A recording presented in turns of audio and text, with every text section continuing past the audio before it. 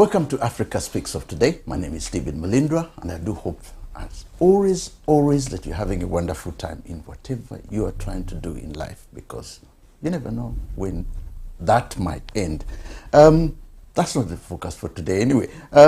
Welcome once again to Africa Speaks of today. Now, what have I got in today's program?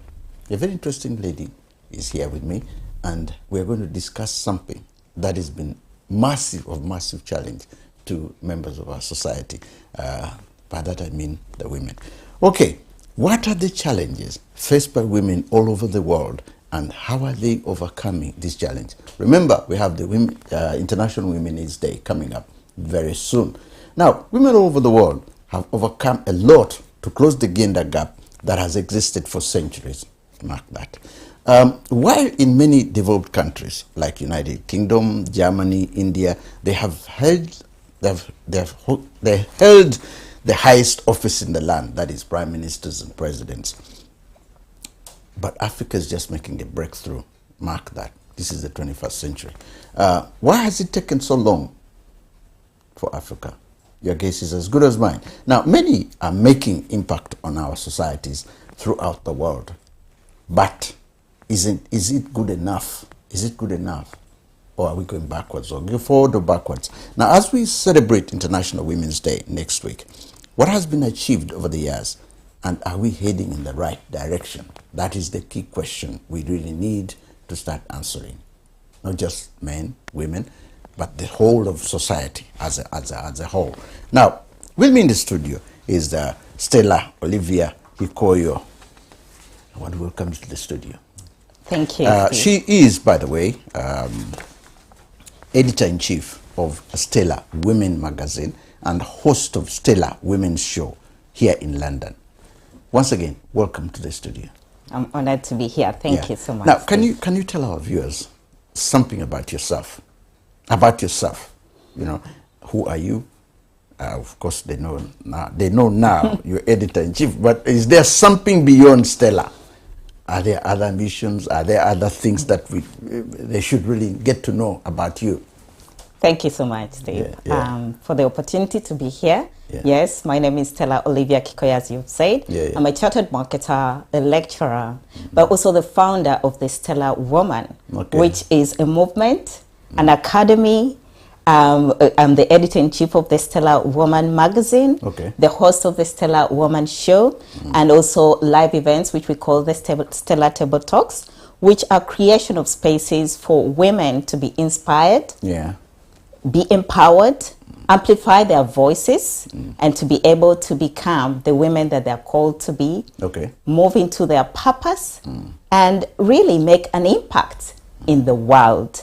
Yes, so the Academy focuses on aligning women into their purpose, stepping into their full power, and enabling them to create influential brands and impact in the world. Because when women are empowered, then they can make a change and impact in the world. Challenges are some of the key things that we always hear. Sometimes we don't even hear positiveness in terms of achievements. But we hear a lot of challenges. Say, domestic violence, women are denied positions, others, we need more money, they're being paid less, blah, blah, blah, blah. Those are all challenges that are combined. But sometimes they're success. There have been prime ministers, there have been diplomats, there are women who have actually made breakthroughs. I'm trying to find out, why is it that some make it and others don't make it? Women? Yeah. Okay, exactly. Thank you so much for that question. Yeah. Most of it comes from limiting beliefs. Limiting beliefs, and those limiting beliefs, and as well as doubts and fears. But these doubts and fears have been created by culture, religious beliefs that have embodied into belief systems. You know, when you have a belief, that compounds into what you're going to do and how you're going to react. Of course, all of this, although I'm giving it as a responsibility within, it has been encapsulated or brought about by society.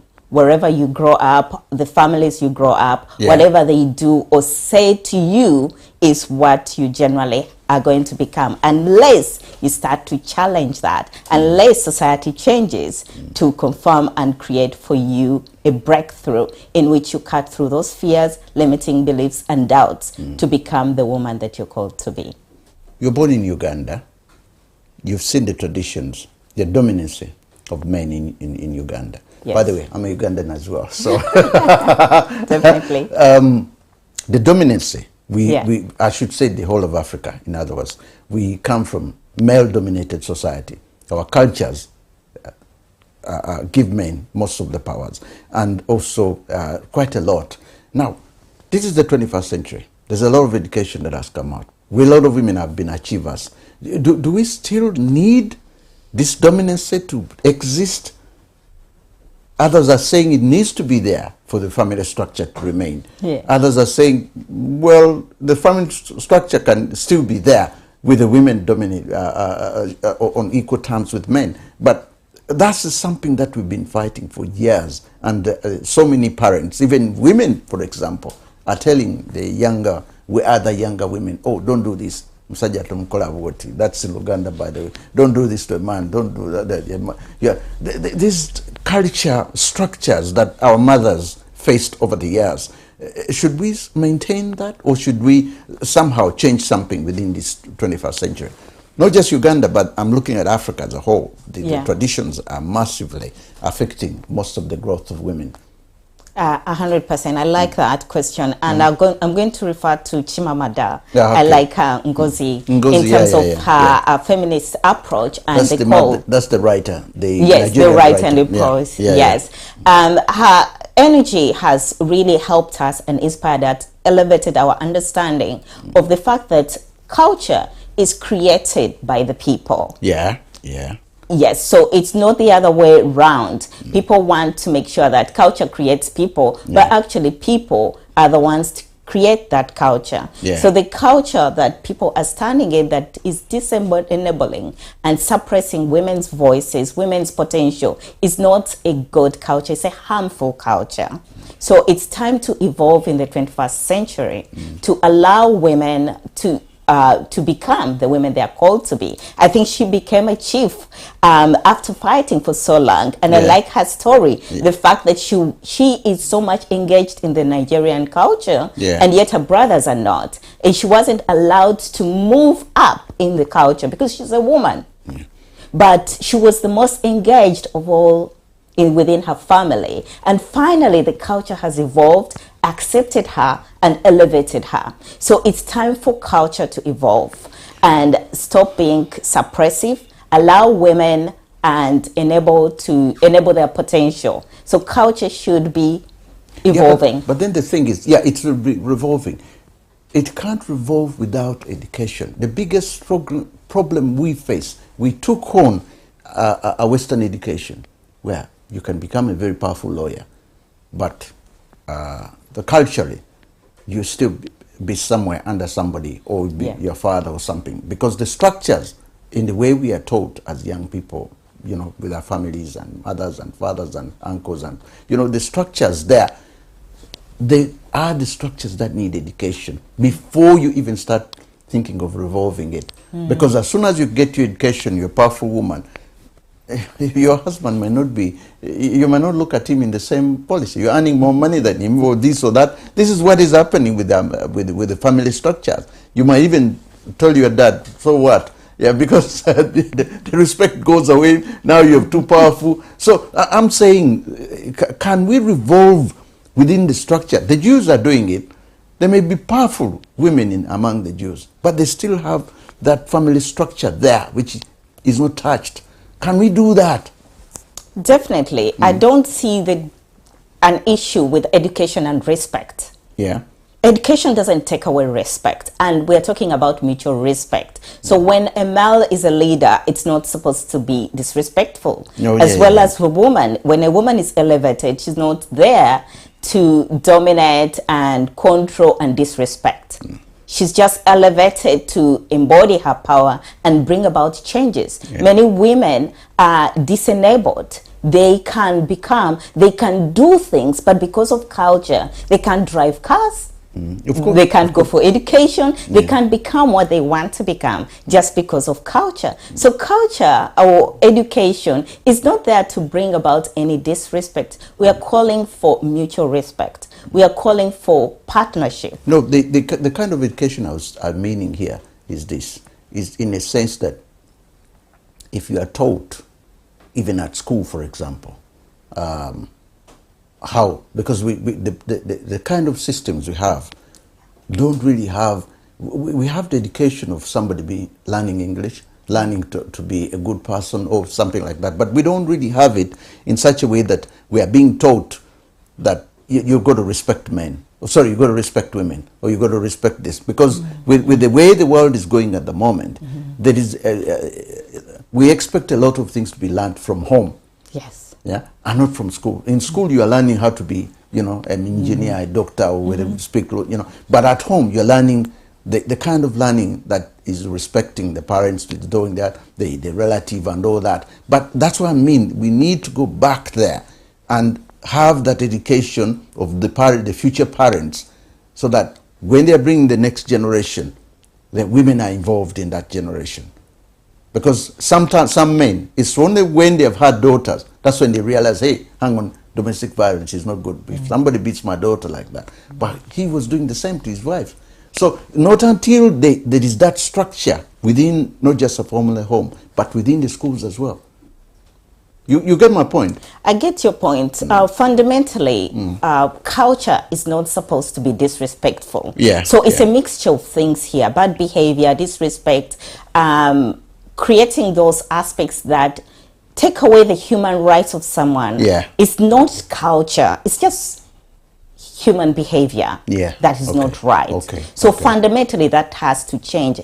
And definitely, before education, family is responsible. Because before the child goes to school, they are in a family. So fathers, brothers, and moms, everyone has responsibility. And of course, schools should be able to educate their pupils, whether girls or boys, about mutual respect, the fundamentals of human dignity for everyone.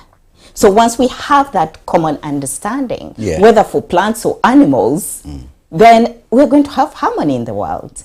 So it's not about culture per se, it's just human behavior that is fundamentally wrong here. Okay, could you tell us about the event which is coming up on International Women's Day? Because that's another thing that has attracted my attention and has attracted some other people's attention as well. Say, look, what kind of ceremony is this and what is it all about? Oh, thank you. Yeah. It's a great opportunity to talk about the International Women's Day. Stella Woman is handling the International Women's Day in a different way over afternoon tea here in London. Okay. And it's all about celebrating women's journeys. Where we've come, many women are not even aware that there were women who had to fight to vote. Yeah. Yes, the fight to get a bank card. And today we automatically just take those rights for granted. Yeah. So this is coming to that realization and celebrating that journey, but also inspiring and empowering women to really move into their full potential and be able to actualize and bring about impact. Yeah. It's also going to be fun, allowing us to connect.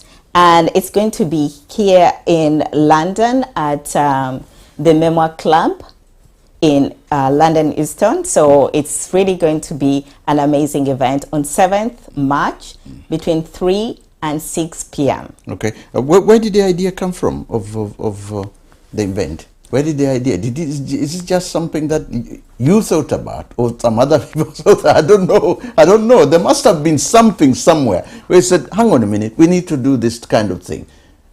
Or it's been done before, and this is the first time that you're bringing that we are learning about it. Yes, it's thank you for that, Steele. And it has been done before. Okay.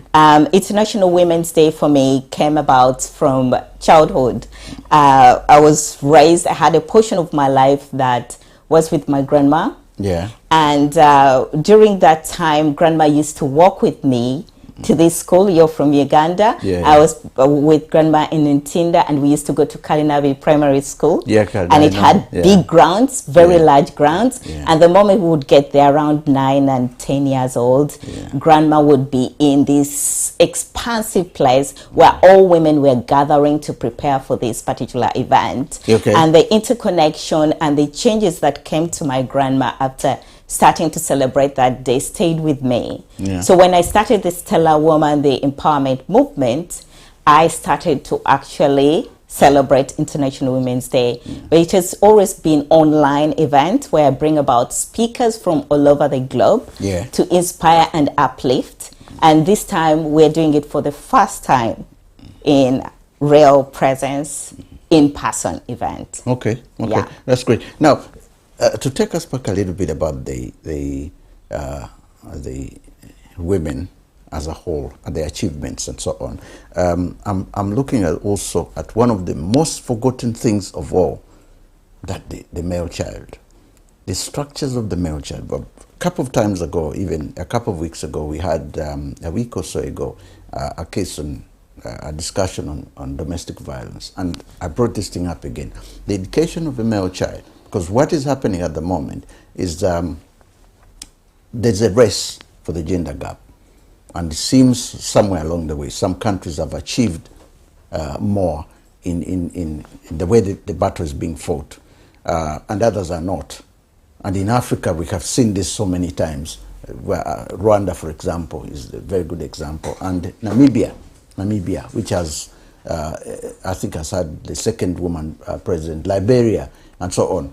And even Uganda now, we've got so many women members of parliament, Kenya and so on. So the battle is on for that. But then at the same time, there is a slight fall in the education of the male child and also teaching them. Now, I have a feeling that should there be a way in which we are now looking at not just the female child, but saying they should all go neck and neck. What I'm teaching my son should be the same I'm teaching my daughter. Because there seems to be a lot of attention on the female child and forgetting the male child. And that has, you've seen the crime rate, not just in this country as well.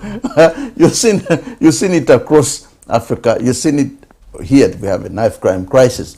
Most of those going down are young boys, 16 and above.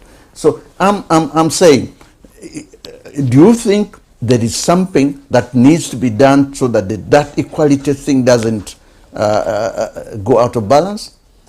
Because I have a feeling the female child has been raised up in schools, in universities, everywhere. There's female child, educate women, educate. Now, some of the men are starting to feel left out, even in homes. Mothers are busy with their daughters. Go to your father. There is that element. Get a rich towel. There is that thing being left.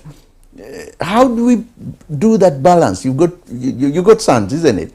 I do have sons, and definitely I'm a mother. That's another thing I wanted to talk about, and a wife.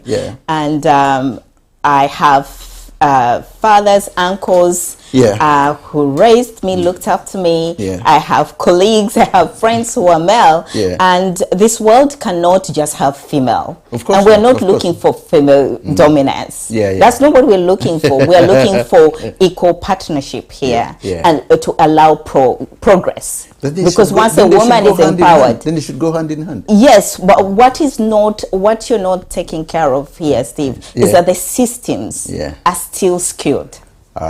So the whole voices men are scared of is the voices that have been amplified for the system to change, to facilitate women. So we're just still fighting for the systems to facilitate, and then there is fear already. No, but mothers are naturals. We are the ones who bear the boy child. We have to look after the boy child. This is not to forget your sons, and it's a responsibility because they're going to marry the girls. Of course, and bring about. So it is still your responsibility. They'll be sharing the world together, obviously. Exactly. We are in this together. And fear, because the woman is empowered. The woman is only empowered to bring about progress in the world. But that shouldn't raise any form of fear at all. Yes, it shouldn't. So the boy child is very important to us in the world. We are just fighting the system that shrinks women, the system that disallows the potential of women to rise and grow and be elevated. That's the only thing. We want the systems and structures to change and facilitate all of us to grow and shine. Why should a woman be silenced? Yes, she has a voice. It should really happen. Yes, it should really you have happen. a voice, but you can't use it. You have ideas, but you can't use them. Now, you don't have a chance to sit on the table. Would you advise the men now also to start up organizations that are men only? People have done that already, especially here in the UK. They've always been men's clubs. Do you see that? Yeah, but they were everywhere in the globe. They were opened up to women. They were opened up to women. Not all of them. They're still men's clubs. But women are still at the lower level, Steve. What you're hearing is a bit of noise here and there. Voices raising. And already those voices raising are scaring men. But at the end of the day, it's nothing. It's just to raise awareness that we need things to change. Yes. We also want to become. We want to be able to use our ideas to make a change, to co-create in this world. We haven't looked at other things which happens to be governing us in a different ways or another. And one of the major things is religion. Yes. Religion. When I look at the Muslim faith, and I look at the Christian faith as well, in one way, and I see how the faith holds women. Now, I don't know whether you have a different opinion. Does it hold women back, or does it help women? You know, because the Muslim faith, I've had a long chat with most Muslims. They have a different way in which they follow the Quran, but it is in such a way that what was done, even when I tried to explain to one of my Muslim colleagues, I said, look, the Quran was written, well, thousands and thousands of years ago. And those days there were no cars, there were no, planes, there was nothing. So we moved into the 21st century. Can we make some changes in the Quran? Say, no. God meant this. You can't touch it. You can't touch it. Now, I see the Christians as well. They are Barokole. They are, there are so many divisions within Christianity that, they all have different ways in which they're guiding women. How do you see this? This fight is on. On one hand, it's probably succeeding. On the other hand, it's going backwards. It's like you take one step ahead, then one step goes backwards, depending on how your belief as well. If you're Muslim, it's another way down. It's another way. Then if you're a Christian who believes in either Protestant or Catholicism or something, you see the pastors will be telling you, the bishops will be telling you something. Where so this fight is on. How are you going? How seeing it from a woman's point of view? How do you think this fight should be fought, especially the way religion is? Definitely. That's a very good question, because I'm a Christian and I'm a child of God. Okay. So that is one of my way of introducing myself, and I didn't say that. And being a child of God is really understanding that the God that lives in you is a God that lives in me. So, and that God is a God of power. So that means there's power in me, and that's the power that most likely people are scared of. So religion and faith are very important aspects in society. And faith really helps us to tap and elevate our potential. It's not only in men, it's all in us as well. So religion and faith and any aspect is just an interpretation. So people interpret it to their benefit. I agree with you. I agree with to their benefit. I agree with and so everybody is trying to pick out what benefits them. Whether it's Islam, what I've found, there are people who refuse to go with certain interpretations of what people are taking as the interpretation of how the woman should be treated. I've had families that don't agree with certain things. Of course. Even if they're Muslims. But even in Christianity, still it's about how someone decides to interpret things. And being the child of God, for me, religion is supersedes culture. Of course. So I first focus on what God lets me understand that you are. Yes. So because he says you are, that means I am. Yeah, but the thing is, you may be following it in a certain way that you are succeeding in your own terms and in your own way. But then you come into a group of women where you have to, you have to listen to them and hear what most of them are doing. But you're trying to hold them together. Yes. And you're saying, okay, this is where we are. Yes. This is where we are going. But then others are pulling you on sideways. Yeah. What do you do? And that is still up to your power. Remember, we talked about you have the power to discern knowledge. Okay. And it's very important for us to really learn that. Yeah. The ability to make judgment is an important aspect. Because people are people, and people are doing their own interpretation based on their understanding. Whether you're a pastor or you're a priest or you're an imam, you're just interpreting things here. Yeah. What about me? I have also the power to sit down with my Bible and read and extract and be able to discern who is telling me the truth here, who is diverting me away from the truth. So in that, you are able to align yourself to the real truth. So each woman should make their own judgment as far as that's concerned. Yes, and we have seen it's not, you have the power to make your own judgment. We have leaders, and it's important to understand and respect our leaders. But what if the leader is misleading you? Okay. Yes. Yeah. What if they're taking you not towards Israel, not towards and you have to discern. You can't just allow them to drop you in the ditch. You have to follow your leader. Yes. That's how this whole thing goes. Leadership is in all of us, and leaders, good leaders, should be able to tap and bring out leaders in each one of us. Yeah. So whether you're a husband, make sure you're able to tap into the leadership that is in your wife or your children. They have wisdom. So if we're just following you, whether you're wrong or right, whether you are dishonest or not, that is really not something I agree with.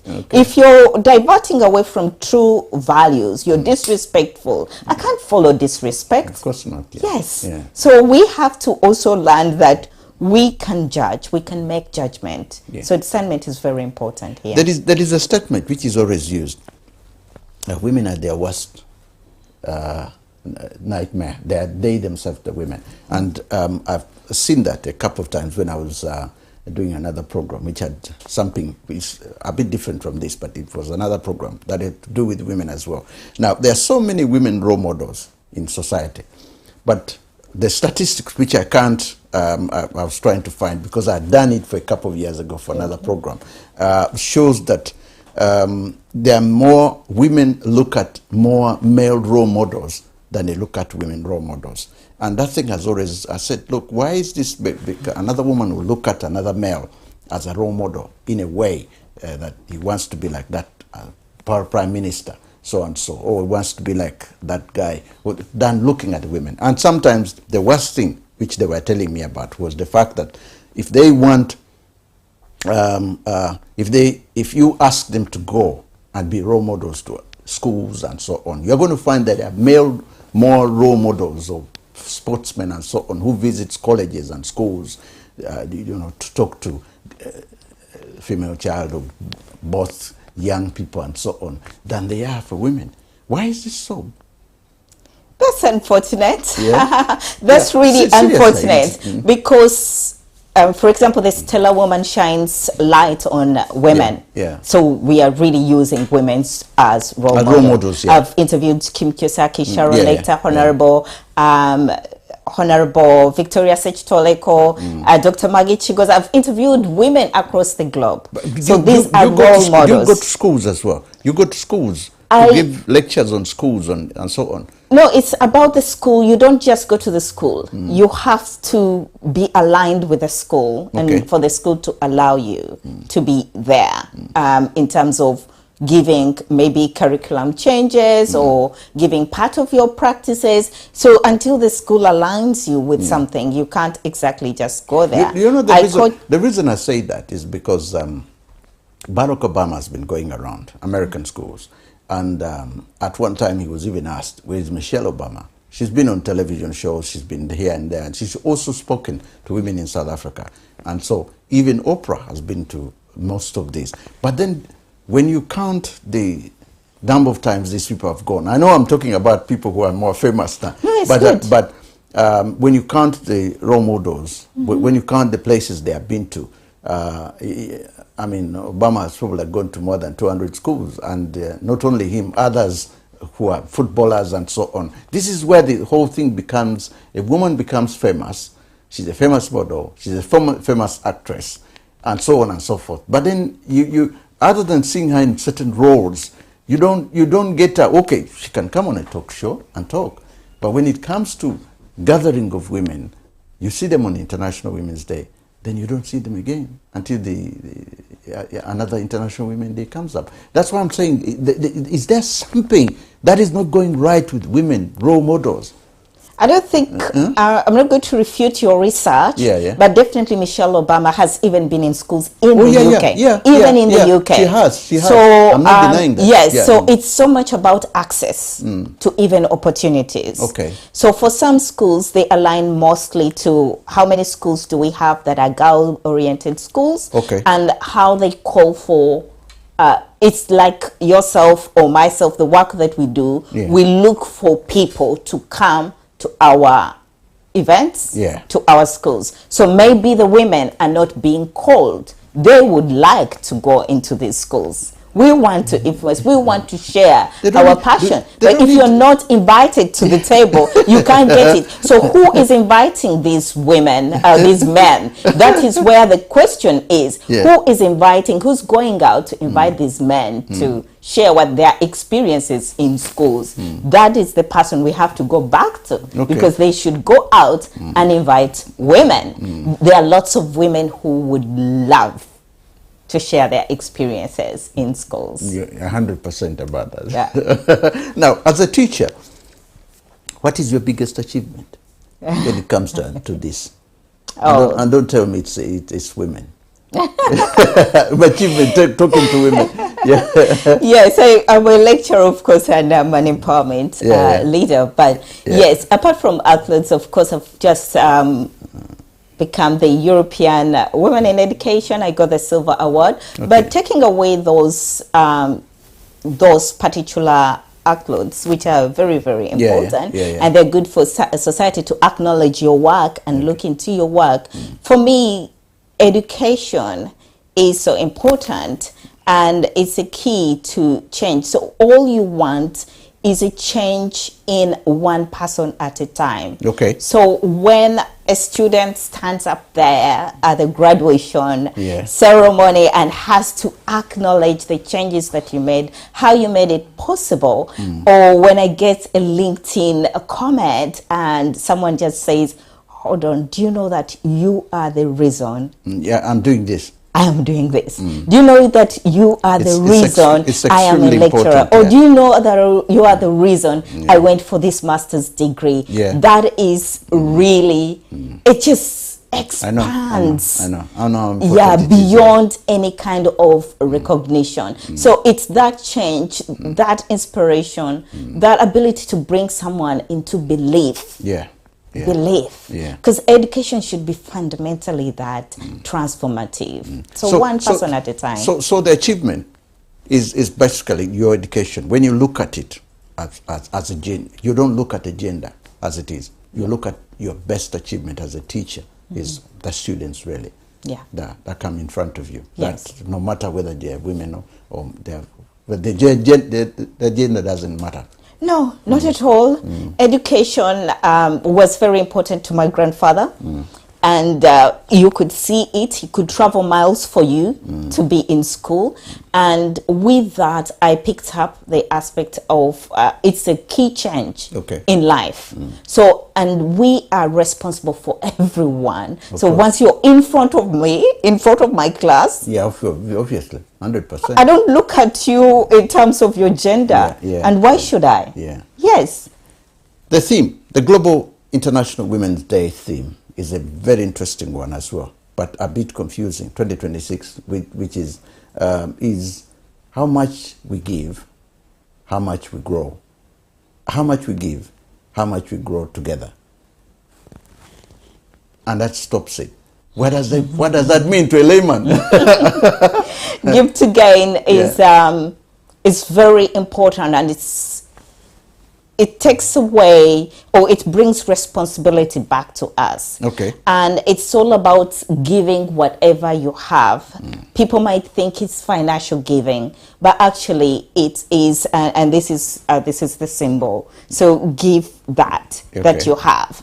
And every time we give, you talked about religion, every time we give, we are actually receiving instantly. So it's give to gain, and therefore we grow together. So when you part with what you have, so for example, I call upon women speakers, I call upon individuals to buy tickets for my International Women's Day. So at the end of the day, this gift to gain is that when you come to give your time, your resources, your knowledge, it's going to come back to you. It comes back to. Yes, it's a cycle. And people don't understand that cycle of giving. They don't understand the cycle, and when it comes to it's International Women's symbol that has come up, but then the men will look at it and say, they didn't mention us. Are we part of this? we don't seem to be part of it. It's a common thing that we always find ourselves answering. I said, no, it means everybody. Where should men fit in? We love you to join us because, like I said, we have brothers, I have a husband, I have 2 sons who are even going to carry my bags for me to the event. And we have partners in business. I have most of the people who support my business as well. And you are supporting this particular initiative. So we want men to join us in this progress. We need men to really join us. This is a call for everyone to join. It's called International Women's Day because women have started from zero and they're trying to elevate themselves. So we want you to really join us in this elevation, and we're grateful that you create this table, this opportunity for me to talk about this. So I'm so glad that Omega TV has really given us the space and the opportunity to talk about International Women's Day. It's so much about bringing the awareness of how far we've come. So even the men who are lying back and are not realizing that, there's an issue here. This is the time when you wake up and realize, what can I do? What can I do to make a change? Your own change. You're responsible for some change. Is it with your child? Is it at work? So this is a time when we bring your awareness. Very good question. That's the answer. The second one, which is another quote again, but this is by you. Someone else viewing us might not understand it. When women rise and shine, the world rises and shines. This is another very good quote from you. What happened to those men who have helped to raise women and shine? Can they be included in this quote? Said, both of us, the way you raised it, it doesn't mention that it takes the men or the 2 genders to be, but it's like women rise. When women rise and shine, the world rises and shine. But if somewhere you had quoted and said, if women and men raise, the world shines, because the 2 of us have got to raise together.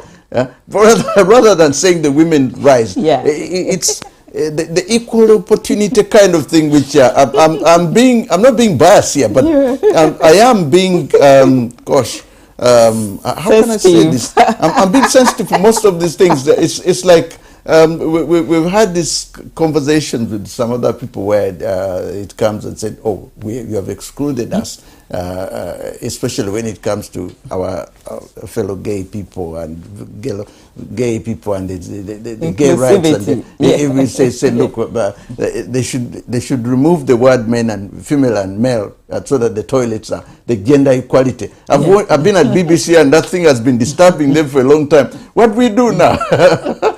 You're born a man, you want to become a woman. You're born a woman, you want to be a man. And that confusion. And this is what you might meet when you said, oh, maybe you should have put in something about gender somewhere about these people as well. Why are you quoting something like that? Don't you see that somewhere along the way, sexism will probably come in and someone accuses you of not really being... I know you're doing it for the women, and you have a very good mind to do this. But at the end of the day, I'm always looking for something which there could be one or two people out there who are looking at it from a different angle. But the quote is good. I like it. I like it. What we're trying to deal with, it's like if you say, oh, when we focus on those who are poor, we're going to forget the rich. Men have been in this whole system. They are the ones who have created it. They're the ones who have been. They're the ones who are the medical doctors. I couldn't even believe when I was reading the first medical doctor, when I read the first, I think about 2-3 years, the first time to have a crew that had female on the ship. Okay. And I thought, wow, that's just about 3 or 4 years ago. Do you see that? It's because we love the women so much. We don't want them to go through certain things. No, but these women have been dying of passion. And one of the women who was, I think, the pilot, had been encouraged by her dad. Said, if this is what you want, we will make it possible. Yes. And these men are there to have been there to elevate lots of women. I interviewed Honorable Victoria Sechitoliko, and that's recent. That's why it's so much fresh in my memory. And the dad had, I think, 4 girls.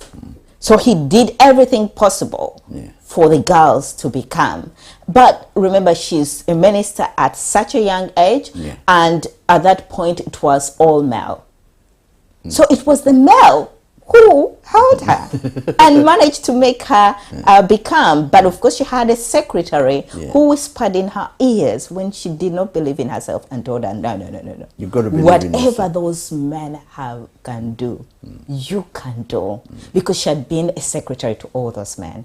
Now, so it is at the point where you have to understand that this rise and shine, this is Mother Woman, it's like Mother Earth almost, is at the center of raising men and girls. So once she's empowered, once she feels fully herself and truly and has that freedom and access to all these opportunities, she's just going to support both the male and the female. So there shouldn't be any fear at all. Well, I don't think it is. It's about fear. I think I'm looking at it from angles which,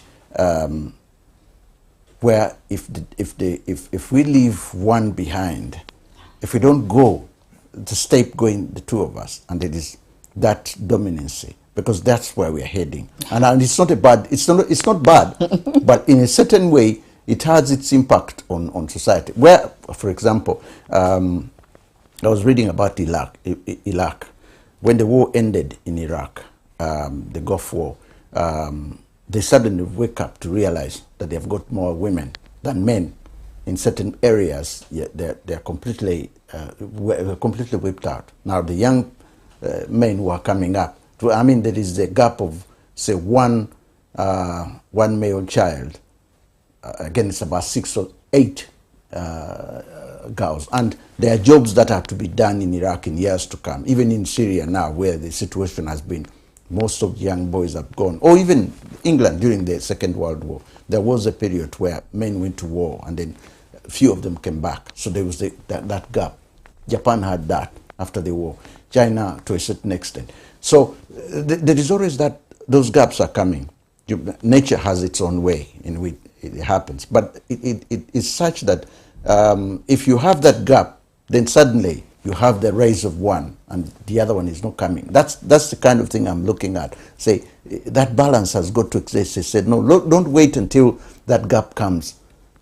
Be part of the raising. And it's you women who have got to be part of that raising that. I hope you get my point anyway. I do get your point, but where the numbers don't add up. I just still feel it's fair because there's still an imbalance and a big imbalance. What you're talking about is just a rise in certain things, but it's not yet anywhere. In fact, as you've got some statistics, they believe it's about 128 years to come before we ever get there. And only if we keep it up. 128 years to come before we ever get there. Right. So any kind of aspects, for now, we still need things to change. Men to become aware. Things like domestic violence, all of those things that you brought up. And that's misbehavior, misinterpretation of things, and looking at male dominance the wrong way around. We want health relationships, all of those things that enhance everybody. So they call out or they shout or they cries are just to make these changes. Okay. Now, if chances come in, you never know, life is what it is, and you suddenly find yourself president of Uganda, and which laws would you change to ensure that women, the gender gap, for example, becomes, you shorten, you sort of bring it closer, or you sort of whip it out. What kind of laws are you going to change? Are you going to say, okay, a lane for drivers alone, a lane for women, female drivers alone, ministerial post for women only? What can you change in terms of that, to ensure that, this kind, is it something cultural? What is it going to be there? Because even the Minister of Gender in Uganda, and I think in Kenya, we're coming up with issues where they are meeting competition from the religion, competition from the traditionists, and so many other inner smaller things. And in fact, in other areas, they were saying, no, we don't need the Minister of Gender. What is the Minister of Gender doing? They don't see things from the way you people are looking at them. Now, if you're put in that position, if even the Prime Minister of the UK, for example, is there any changes at all you can think about that you can put there to elevate the women, the status of women? Definitely. That's a good question as well. Thank you. It would be such a great opportunity and an honor to serve at that level. And one of the things is access to education. And I remember Nelson Mandela always focused on education as the key change. So is Oprah. So once we all have access to education, girl power really will be elevated, and in that way we can see more progress when a woman has access to education. Because there are a number of cultures or societies where women are not allowed or have access to education. If there are any uncertainties in the family, the girl will be left behind and the boy child will go for education. So we want that equal rights to education. And then the other thing is protection. Really a policy that is protective of women, and just bringing about that awareness that you cannot suppress and dismantle, bring about this harmony of dignity, women's dignity in any way. So that is really an important law that I would ensure that I put together. So education, having that access, but also access to all other opportunities, because even with finances, even in the West, women don't have the same access to finance. Once you're the woman founder, a lot of banks are putting in place strategies to ensure that women are supported, but initially they were not doing that. So all women, male would be going through, and women would really structurally be affected. And still we find that women structurally, because we are mothers, even when we start our businesses, there are many women who start businesses, and I think about 49% of women will start businesses, but around 22 will continue at some point, because certain aspects of life come into play and push down the woman again. So we need all these laws and support system policies that can really bring about women to thrive. I think China have got a policy to a certain extent. I don't know how far it's gone, because I was reading about it briefly. I think it was started by Mao Zedong, the former Chinese leader, years ago. And that policy was to help women at a certain level, to raise the awareness of women. But the good thing about the policy was that it was to educate men about women. The whole idea was give the men the education. They do it a bit in Japan as well, to certain schools where they do say, you don't beat your girlfriend, you don't beat your wife, you don't do this. And they also, to give them a hinge, the 16, 17-year-old on the women. Lots and lots of, even Indonesia has got it now, something like that, which is engraved in their education. Because there is that element of, we want to help them. But then at the same time, we can't help them unless we educate the others. Well, but that is not what's happening in Africa, and it's not what's happening in the West. Why is that so? Education should come to us. Educate us first, and then, because we are the dominants, and then we can start seeing from a different angle. And I think women campaigners, that's something you should do. Campaign that we get more men educated. Bring us more into your organizations, so that instead of having women alone in organizations, bring in the men as well, so that it's not, only family organization or something. You say, no, bring Steve Malindra in, bring Joe, bring somebody in these organizations as well, so that they learn more and go and talk to other men about it. But because I'm seeing, if it's a women only, somewhere along the way, you'll be fighting, you'll be going on, and then suddenly you turn up to a man and say, we want your help. And I'm saying, hang on a minute, you never invited me to your organization. Why do you need my help now? You go ahead, get another woman to help you. Do you get my balance, my issue there? This is what you should do. I think it's a great point. It's really a great point. And first of all, you're invited as well on the 7th of March. Ensure that you come along with more men. Please ensure you come along with as many men as possible to listen to us and listen to what we have to say. I hope I won't get attacked when I've come there. No, not at all. That's not the purpose. The purpose is not to disregard this at all. It's to elevate just women to their consciousness of what is possible in them and for them. That's really the purpose, and to really celebrate and have fun.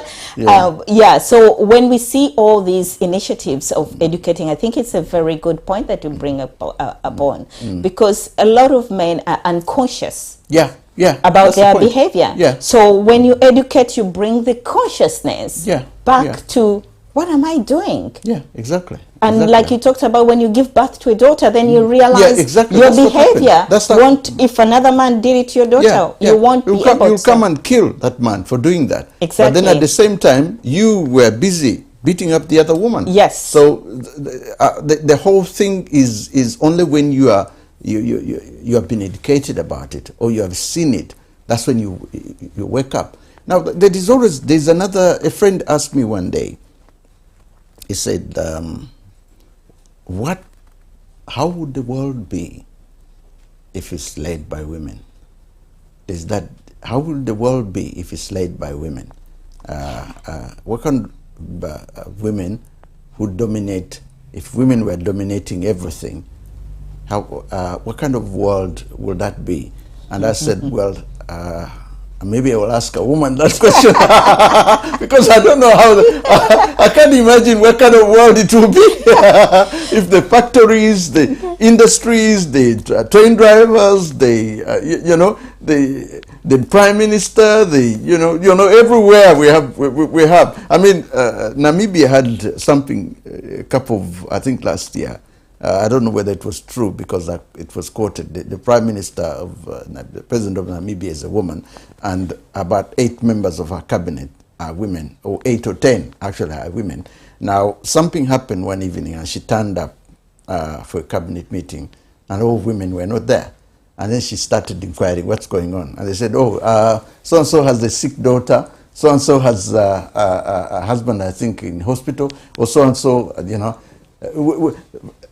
issues which, if a man is a minister, whether the wife is sick or not, will turn up. Whether the daughter is sick, he will still turn up to a cabinet meeting. So she started observing and saying, hang on a minute, all the men are here, and all the women are not here. So small things that, oh, one had something wrong with the car, and there's no way she was going to turn up because, you know, yet another man, a man would have taken a cab to come to a cab. So there were all small kind of things. So when it came out to the press and they were saying, hang on a minute, we have been telling you this over the years. So the cabinet meeting had to be cancelled because it wasn't a full cabinet. Now, I'm saying if it comes to that and suddenly you have dominance everywhere, somewhere along the way, there could be certain things which will be affected. You know, that's why I always fight for the balance, because you may say, oh, there are 3 female pilots who are supposed to fly today and something has happened. And most of the men would probably turn up. No, don't get me wrong, I don't have a problem with women. But I'm only trying to see how this whole thing could work out. If it's a dominant. The friend asked me to ask this question. That's a good friend, yeah. Who has told you to, because all they're concerned about is when you empower women, it's going to be female dominance. That's not the issue. We are looking for mutual partnership. We are looking for progress that allows women to step up. And this goes back to the systems and structures. So for that woman to turn up, requires a system, a backward leakage system that are supported to support that woman to be in the work. The same woman, the man that is there is because he has to be there. So the wife has to take care of whatever it is. So does the husband have the same understanding? So we go back to the education you are talking about. We go back to the systems. So that Namibian president didn't have to worry. She has to go back and create policies and systems that support the women to be able to be here. Because we've seen ministers today, prime ministers, senates, going with babies. To the House to of speak. Parliament. Yes. And recently, I think in the US, I published someone within the government was giving it, and she carried a baby. The senator. She carried the baby. So this is now systems that are changing. Before that, they were not acceptable. But you remember who is it? Elon Musk. Musk, yes, he turned up for the president's meeting with his child. With his child, Do you see that? So things are evolving. We are getting there. And I am excited to be in this world today where things, where policies, where structures can be shaken to facilitate women. This is the last thing I have in mind for you. If you had to give a message to an 18-year-old you, 18-year-old you at the time, what sort of message would you give this 18-year-old not to go through with all the hurdles and what you've seen women go through and all that? Would you tell this 18-year-old, just go to school and do this? What kind of message would you give her to ensure that that 18-year-old reaches the level you have reached on without the foot, you know, the kind of pitfalls that you've had over a period of time?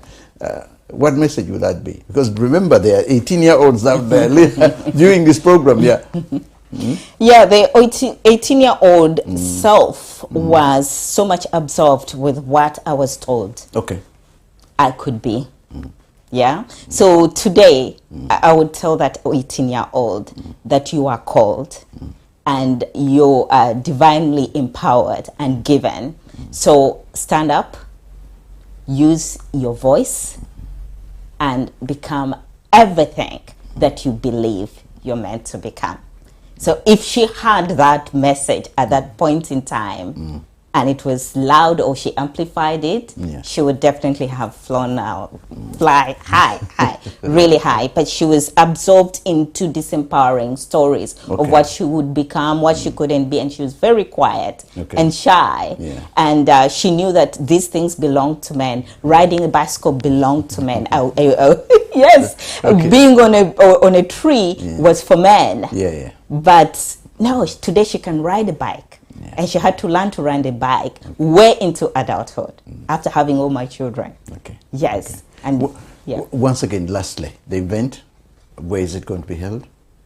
The event is in London, Euston, and that is at the Memoir Club on 7th of March. It's International Women's Day, over afternoon tea, and tickets are available for you to actually buy a ticket and be able to join us. Men are welcome as well, and women, we are only celebrating women's journeys. I'm sure you have a mother, you have a sister, and you want them to see you really celebrate women. So come and join us and celebrate women, and see that when women have a voice, they they bring about change, because they bring ideas that make a shift in at home and in organizations. But when you suppress them, suppress the voices, suppress their potential, you lose a lot, and the world loses that as well. I thought of doing becoming a politician. See, you'd make a very good politician. To be sort of and probably be